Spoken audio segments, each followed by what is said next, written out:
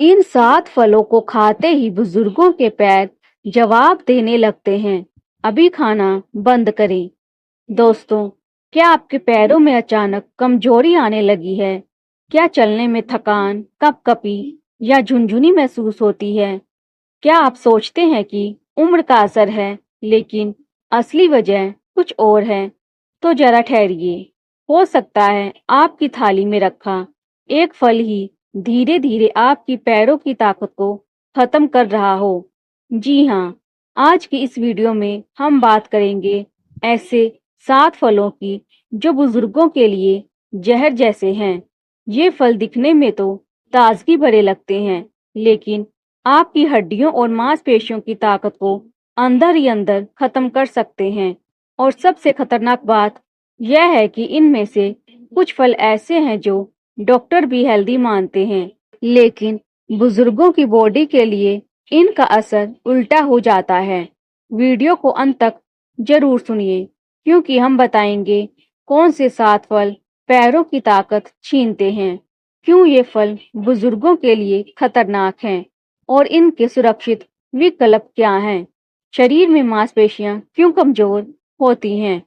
उम्र बढ़ने के साथ मांसपेशियां कमजोर होना सामान्य है, लेकिन ये प्रक्रिया बहुत तेज तब हो जाती है जब हम अपने खान पान में गलतियां करने लगते हैं।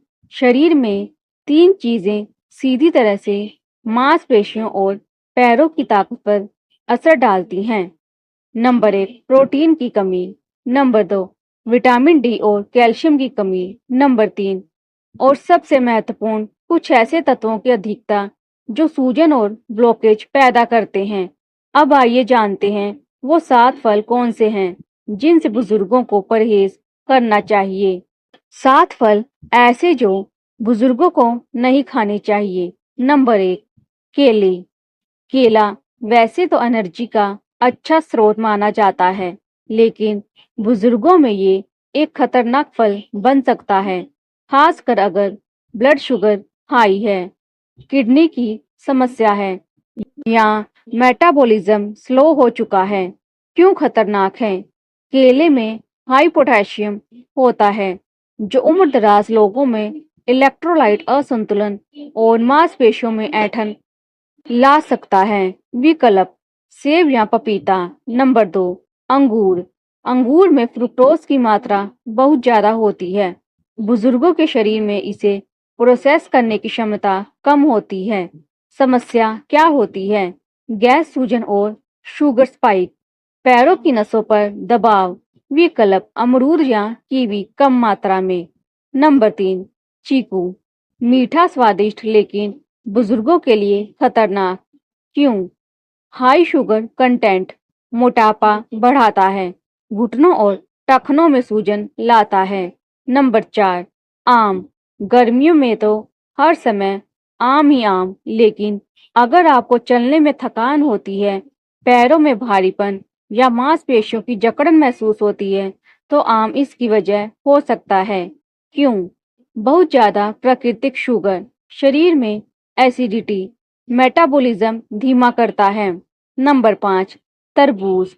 तरबूज पानी से भरपूर है, लेकिन बुजुर्गों को इससे भी खतरा है। समस्या: हाई ग्लाइसेमिक इंडेक्स शरीर में इलेक्ट्रोलाइट्स का संतुलन बिगाड़ता है, पेशाब की मात्रा बढ़ाकर कमजोरी ला सकता है।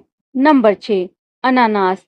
इसमें ब्रोमेलीन नामक एंजाइम होता है जो पाचन तो सुधारता है, लेकिन बुजुर्गों के लिए नुकसान। ज्यादा अम्लीय, जोड़ों में सूजन बढ़ाता है, पैरों की मांसपेशियों को कमजोर करता है। नंबर 7, लीची।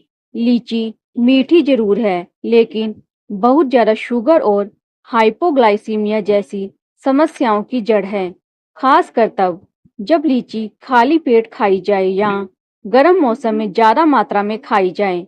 कैसे पहचाने कि फल नुकसान कर रहे हैं? अगर आप नीचे दिए गए लक्षण महसूस करते हैं, तो समझ लीजिए कि ये फल आपके शरीर में गड़बड़ी कर रहे हैं। पैरों में झुनझुनी या सुन्नपन, सुबह उठते ही टांगों में भारीपन, ज्यादा थकान, बैठे बैठे मांसपेशियों में खिंचाव। सही फल कौन से हैं? अब सवाल है कि कौन से फल बुजुर्गों को खाने चाहिए। सेब, फाइबर और पाचन के लिए अच्छा। अमरूद, विटामिन सी और कम शुगर। पपीता, पाचन, सूजन और ब्लड शुगर के लिए फायदेमंद। कीवी, विटामिन के और एंटीऑक्सीडेंट। जामुन, डायबिटीज के लिए वरदान। देसी उपाय और दिनचर्या।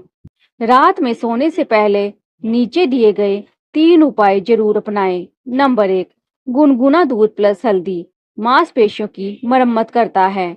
नंबर 2, तिल का तेल पैरों में मालिश नसों की ब्लॉकेज खोलता है। नंबर 3, 5 मिनट प्राणायाम पूरे शरीर में ऑक्सीजन सप्लाई सुधारता है।